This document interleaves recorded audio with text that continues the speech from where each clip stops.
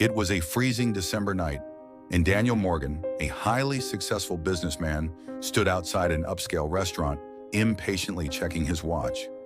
His driver was late, again. Daniel had everything a man could want: a thriving business, a luxurious home, and a bank account most people could only dream of. Yet deep inside, he felt empty.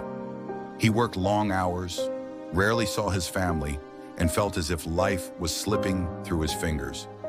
As he paced back and forth, he noticed an old man sitting on the sidewalk near the restaurant entrance. The man's clothes were tattered, his hands trembling from the cold.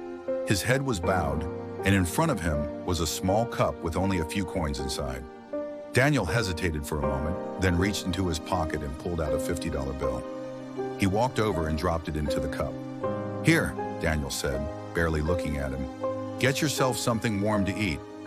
The old man looked up, his eyes sharp despite his frail appearance. He smiled, a warm, genuine smile that caught Daniel off guard. "Thank you, sir," the old man said softly. "But tell me, are you happy?" Daniel blinked, surprised. "What kind of question is that?" he scoffed. "Of course I am. I have everything I need." The old man nodded thoughtfully. "Then why do you look so tired? Why do you seem so lost?" Daniel felt a flicker of irritation. "Listen, I've worked hard for everything I have.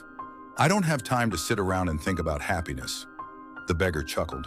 "Neither did I once." Daniel frowned. Something about the man's voice held a quiet wisdom. Against his better judgment, he sat down beside him on the cold pavement. "What do you mean?" The beggar sighed. "I was once like you. I had a beautiful home, a loving family, and a thriving business. I worked day and night, always chasing more. More money, more success, more power. I told myself I was doing it for my family. But the truth, I barely saw them. My wife would wait for me at the dinner table, but I was too busy. My daughter wanted me at her school events, but I was always in meetings." His voice grew softer. "And then one day, they were gone. My wife grew tired of waiting and left. My daughter stopped calling. I lost everything, not because I failed, but because I never truly lived." Daniel stared at him, the words hitting deeper than he wanted to admit.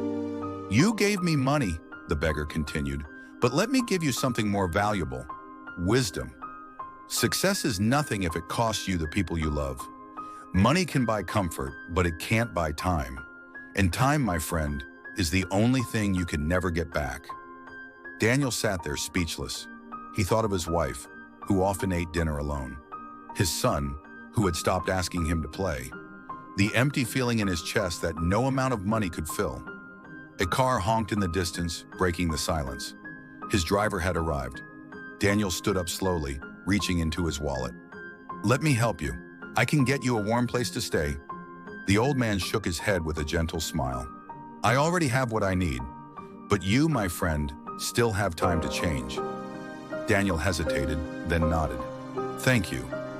He turned to leave, his mind racing with thoughts. When he looked back a moment later, the man was gone, vanished, as if he had never been there at all. That night, instead of diving into his emails, Daniel did something he hadn't done in years. He sat down at the dinner table with his wife, listening, really listening, to her talk about her day. He went to his son's room, tucked him in, and promised to play with him tomorrow. For the first time in years, Daniel felt something new: peace. And from that night on, he made a promise: not to chase success, but to live.